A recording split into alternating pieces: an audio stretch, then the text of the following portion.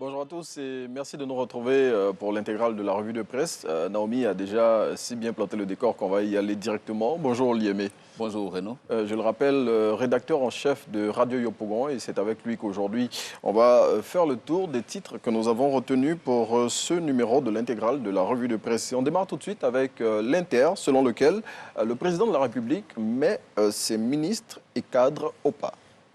Liémé. Oui, Renaud, tu l'as dit et le confrère de l'Inter fait bien de le signaler. Deux faits interpellent donc la presse ivoirienne en ce qui concerne le parti du président Alassane Ouattara, mais également aussi et surtout le gouvernement.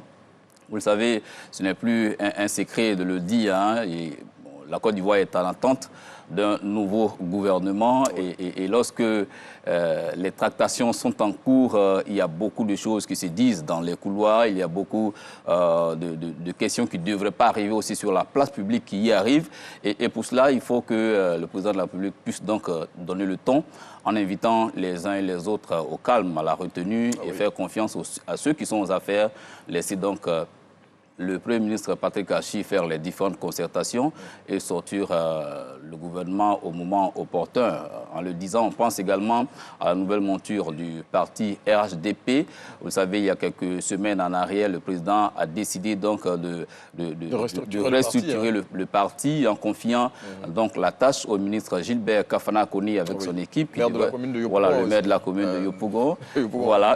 La commune de vous êtes le voilà, donc qui devrait donc faire des consultations, mais également travailler avec d'autres cadres du parti pour faire en sorte que dans les jours qui arrivent, le RHDP ait une nouvelle coloration. En même temps aussi, on comprend un peu l'agitation des cadres du parti, parce que qui dit remaniement ministériel dit forcément sortie ou entrée de nouvelles personnalités. C'est toujours sortie, entrée, déplacement, soit d'un poste à un autre. Et quand on est habitué à rester aux affaires sur une certaine période, on ne se voit plus dans la peau de Renaud Kevin comme un citoyen lambda. On veut toujours rester aux affaires. On comprend donc l'inquiétude des uns et des autres. Mais sur la question, le président se veut ferme. Il faut laisser les gens travailler. Il faut faire confiance à l'équipe du Premier ministre Patrick Achi. On se souvient que des embrouilles donc, au niveau du RHDP, mais aussi et surtout autour de la personnalité du Premier ministre avait conduit donc, le chef de l'État à prendre cette décision pour laisser Patrick Achi travailler sereinement. Oui. Et donc, c'est un signal fort qu'il donne. Et il a dit, il faut qu'on aille vite dans son discours à la nation. Le 31 décembre, il a dit, il faut qu'on aille bien, mais qu'on aille vite parce que les Ivoiriens ont des problèmes. Il faut que du point de vue social, qu'on réponde aux attentes des populations. Ce n'est pas à travers des questions de poste que ces questions-là vont se régler. Il faut qu'on laisse le gouvernement Patrick Achi travailler. Oui. Il faut que ceux qui ont à charge la restructuration du RHDP travaillent également et que les résultats soient connus le mois opportun. Vous savez que les fuites dans la presse ont amené le chef de l'État à faire passer, à reporter encore, sinon la date du 15 décembre avait été annoncée, mais on a dû reporter l'échéance parce que le président veut que le travail soit bien fait, mais que ce soit lui qui donne le ton. Voilà, qui donne le ton. C'est pas dans la rue qu'on va s'informer. En tout cas, le ton est donné et il a, comme le dit le confrère l'Inter, mis ses ministres et cadres au pas pour laisser les choses se faire et, comme l'a dit notre invité, permettre au gouvernement de travailler sereinement et surtout aller, comme c'est annoncé, à ce remaniement ministériel et surtout annoncer les couleurs pour la restructuration du parti au pouvoir. Eh bien, on passe à un autre sujet qui, lui, est développé par l'Expression. C'est celui de l'affaire de l'incompatibilité de certains députés qui occupent, en même temps qu'ils occupent des postes de députés, qu'ils sont députés de la nation, occupent des postes administratifs dans l'administration publique et aussi font des affaires. Connaissant le président Alassane Ouattara, je pense que c'est une question qui va se régler. Renaud, il y a quelques années en arrière, l'Assemblée nationale avait donc pris des dispositions pour faire en sorte que ce genre de situation n'arrive pas en instaurant le principe de la suppléance. Oui. C'est ça, le principe de la suppléance, c'est de faire en sorte que si je suis député, élu député dans une circonscription et que mon emploi actuel m'empêche donc de siéger, mon suppléant peut donc prendre cette place-là pour que le parti qui a porté ma candidature bénéficie toujours de ce siège-là. Aujourd'hui, on arrive aux affaires et on se rend compte qu'il y a des députés qui continuent donc de garder leurs emplois d'avant et de cumuler cela avec le poste de député, sachant très bien que cela est incompatible. C'est vrai que la décision revient au bureau de l'Assemblée nationale, mais déjà l'exécutif a donné le temps pour dire que les choses ne doivent pas se faire de cette façon. Oui. Et là, quand on est député, on est là pour légiférer. On ne prend pas une loi pour faire le contraire. Et je crois que dans les jours qui viennent, le vice-président de l'Assemblée nationale l'a annoncé. Dans les jours qui viennent, oui. C'est sûr que des mesures seront prises dans ce sens-là et que les députés concernés, ils sont 11 au total, ces députés, ils auront un choix à faire, soit rester au Parlement ou retourner à leur poste. En tout cas, le vice-président de l'Assemblée nationale, Adama Bitogo, l'a annoncé hier au cours d'une session de l'Assemblée nationale. Avant fin janvier, cette question sera définitivement réglée. Eh bien, on continue avec le développement des titres des journaux de ce jour et on s'intéresse au journal Le Jour Plus, selon lequel le gouvernement cherche de nouveaux directeurs généraux pour certaines entreprises publiques et un appel à candidature a été lancé. Oui, au départ, une question de moralisation de la vie publique. Des audits lancés dans plusieurs directions avaient conduit donc au limogeage d'un certain nombre de directeurs. Aujourd'hui, il faut faire en sorte que ces postes-là soient pourvus. Donc, les appels à candidature qui ont été lancés, c'est dans le but de faire en sorte que les différents postes-là soient pourvus, notamment au fonds d'entretien routier, au VITIB et puis à la nouvelle pharmacie de la santé publique. Mais je pense que c'est un signal fort que le gouvernement donne. Bonne gouvernance. Voilà, c'est un signal fort de bonne gouvernance, mais également un signal fort à tous ceux qui auraient des capacités oui. à faire des compétences. Il faut venir postuler. Mais en venant postuler, sachez bien qu'on ne vient pas pour se servir, on vient pour servir la nation. Bien évidemment. Les audits sont là à tout moment, donc on peut faire des audits. Et c'est bien de le faire. Cette histoire de moralisation de la vie publique, de bonne gouvernance, ça doit être à tous les niveaux. On se souvient qu'il y a quelques années en arrière, le président avait demandé que les ministres qui arrivent au gouvernement, ils déclarent leur bien, leur patrimoine, afin qu'on sache, lorsque tu es arrivé au gouvernement, qu'est-ce que tu avais, et au moment où tu pars, qu'est-ce que tu as, et tout ce que tu as pu avoir aujourd'hui, comment est-ce que cela a été acquis. Et ça, c'est une bonne disposition lorsqu'on veut aller de l'avant, lorsqu'on parle de développement, mais surtout lorsqu'on est en train de bâtir une démocratie, ce sont des aspects à prendre en compte. En tout cas, et on attend de voir qui seront les heureux élus pour ces trois... Renaud, les cadres ne manquent pas dans ce pays. En tout cas, voilà, les cadres, il y en a à foison. Voilà, c'est pourquoi c'est bien de faire des appels à candidature. C'est vrai qu'on veut parfois faire plaisir aux cadres du parti, mais les cadres, il y en a aussi de tous bords. Il faut ouvrir les candidatures et puis permettre à ceux qui se sentent aptes de venir postuler. En tout cas, on attend de savoir qui seront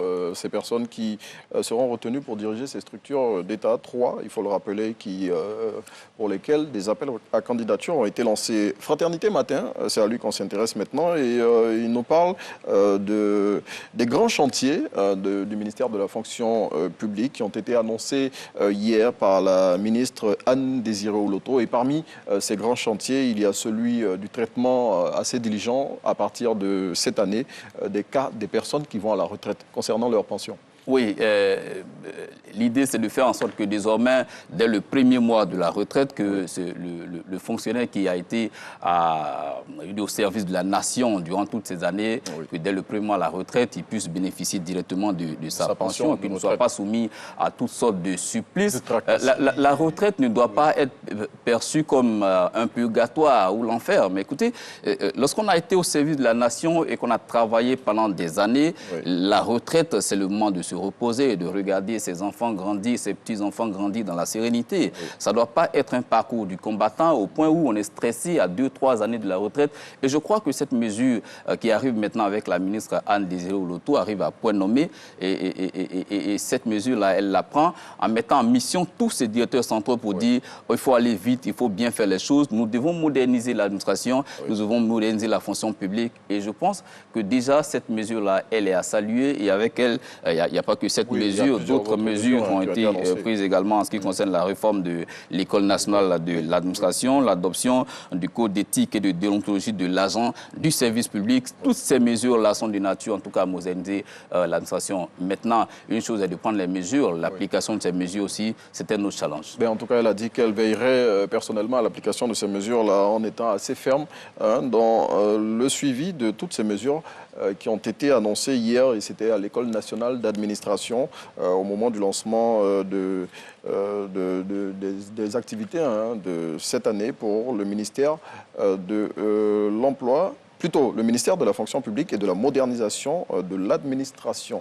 Autre titre qui nous intéresse aujourd'hui, c'est le nouveau réveil qui parle, mais vraiment d'un cri de cœur, on pourrait le dire ainsi, du groupement des éditeurs de presse de Côte d'Ivoire qui n'en peut plus, qui étouffe et qui projette, si besoin en est, une journée ville morte en Côte d'Ivoire. Oui, l'heure est grave, il faut le dire. Le domaine de la presse est sinistré. Ce n'est pas maintenant qu'on vous l'apprend. Vous savez, la presse ivoirienne est en train de mourir. Cela date de plusieurs années.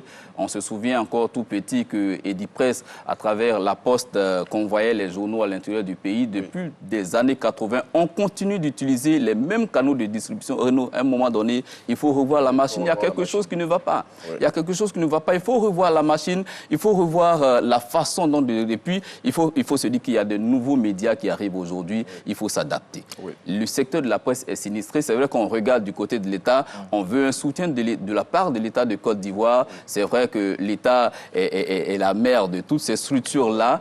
Mais après, il faut repenser la machine. Il y a des grands cadres qui sont dans le domaine de la presse et qui pourraient quand même penser à apporter des réflexions, restructurer le domaine de la presse. La subvention de l'État, elle n'arrive plus, elle n'arrive pratiquement plus. Mais vous savez que l'État a mis en place aussi le fonds de soutien du développement de la presse. Il faut regarder aussi du côté de ce fonds-là, en faisant des propositions concrètes pour faire en sorte que la presse puisse sortir véritablement de ce coma. Voilà, de ce coma. Ça ne va pas. Écrite qui en subit les plus gros coups. On a oui, vu parce que de Top Visage, un des titres emblématiques. Mais l'éléphant déchaîné qui annonce que dans les jours qui suivent, il n'y aura plus d'impression papier, les journées seront disponibles désormais en ligne. Oui. Et ça, je pense que ce sont des voies à explorer. Maintenant, en Côte d'Ivoire, est-ce que tout le monde est vraiment sur les réseaux sociaux? Est-ce que tous ceux qui sont touchés par la presse papier seront directement touchés en allant en ligne? C'est des réflexions à mener.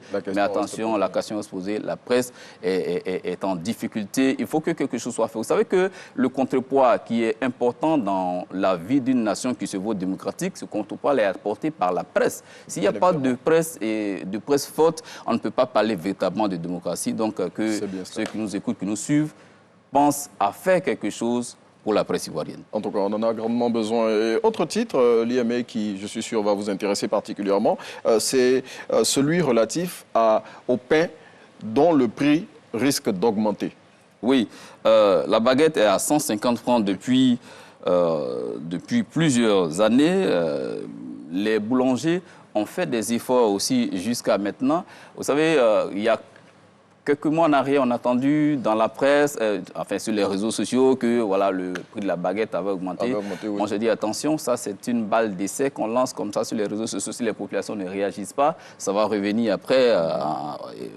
C'est à cela qu'on arrive. Mais derrière, il y a quand même un argument qu'ils avancent. Oui. Les coûts de production qui ont augmenté, comme ça a été le cas aussi dans la presse.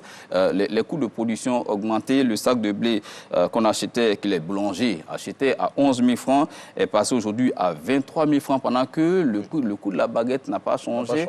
Voilà, ça interpelle quand même. Mais ici, je pense que c'est un produit de grande consommation. Il faut qu'on regarde du côté de l'État. Déjà, ils sont dans une bonne dynamique en ne décidant pas d'augmenter directement. Oui. Ils appellent, eux-mêmes décident d'aller à la table des discussions, à la table des négociations avec le ministère. Je pense que c'est déjà une très bonne démarche. C'est à l'État maintenant de donner un signal fort en décidant, par exemple, d'apporter des allègements du point de vue fiscal à ces opérateurs-là pour que le coût puisse rester tel, ou encore que... qu'on décide, par exemple, d'apporter une subvention, voilà, pour leur permettre, donc, pour aider les boulangers, parce que derrière, on est conscient que la population consomme beaucoup de pain et que l'augmentation du coût de la baguette aura un impact sur la vie de la communauté. Oui. Mais on espère que les choses vont avancer dans ce sens-là. Et on parle d'un événement tragique qui s'est produit à Touba. C'est celui relatif à un gendarme qui a été abattu dans l'exercice de ses fonctions. Alors, ce n'est pas la première fois que cela arrive, c'est à déplorer. Les forces de défense et de sécurité sont là pour notre sécurité. sécurité et eux aussi ont besoin de sécurité. Oui. Cette sécurité-là incombe d'abord aux différents commandants qui sont dans ces zones, faire en sorte qu'en allant même sur le terrain, en allant en intervention, que eux-mêmes leur sécurité soit d'abord assurée. On ne peut pas être en difficulté, en danger, soi-même y espérer sécuriser un territoire donné. Je pense que le commandant supérieur de la gendarmerie a tapé du poing sur la table en donnant un signal fort pour que vraiment chaque commandant à son niveau puisse prendre les mesures idoines pour que cela ne se reproduise plus jamais.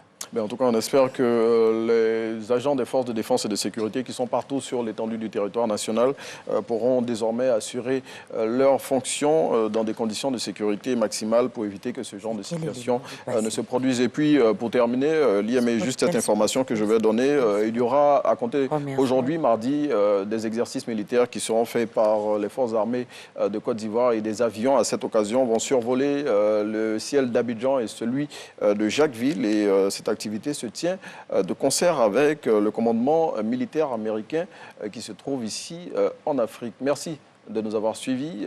On vous laisse en compagnie de Naomi pour la suite de Matémode. Vous-même, vous savez que vous n'allez pas nous laisser comme ça. Cette affaire de paix là. Oui. Mais les frères, c'est compliqué. Bon, on espère qu'une solution sera trouvée avec le ministère de tutelle pour éviter que le prix de la baguette de pain augmente. Sinon, ça va être compliqué. Déjà que les portefeuilles des populations sont en souffrance depuis l'avènement de la Covid-19. Si on doit encore venir augmenter le prix de la baguette de pain, ça va devenir compliqué. Parce que tous les ménages ivoiriens pratiquement consomment le pain. Mon invité l'a dit, c'est un produit de grande consommation. Si vous voulez comprendre